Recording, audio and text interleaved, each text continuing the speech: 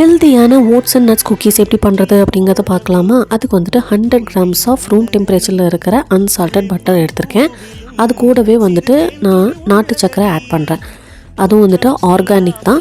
இது வந்துட்டு ஒரு 60 grams அளவுக்கு எடுத்துக்கோங்க. நல்லா கையிலேயே மிக்ஸ் பண்ணிவிட்டு ஒரு 50 grams அளவுக்கு கிராம் ஃப்ளார், அதாவது கடலை மாவு plus 50 grams of oats add பண்ணிவிட்டு, நட்ஸ் உங்களுக்கு எந்த அளவுக்கு தேவையோ அந்தளவுக்கு ஆட் பண்ணிக்கலாம். நான் வந்துட்டு கேஷ்யூ அண்ட் ஆல்மண்ட்ஸ் மட்டும் ஆட் பண்ணியிருக்கேன். நீங்கள் வேணும்னா பிஸ்தா, வால்நட்ஸ் அந்த மாதிரி எது வேணாலும் ஆட் பண்ணிக்கலாம். கையிலேயே நல்லா வந்துட்டு மிக்ஸ் பண்ணிக்கோங்க. தொட்டு பார்த்தா வந்துட்டு கையில் ஸ்டிக் ஆகாத மாதிரி இருக்கணும். ஸோ கொஞ்சமாக வீட் ஃப்ளார் மட்டும் ஆட் பண்ணிவிட்டு எந்த அளவுக்கு வேணுமோ அந்தளவுக்கு உருட்டி ட்ரேயில் வச்சுக்கோங்க.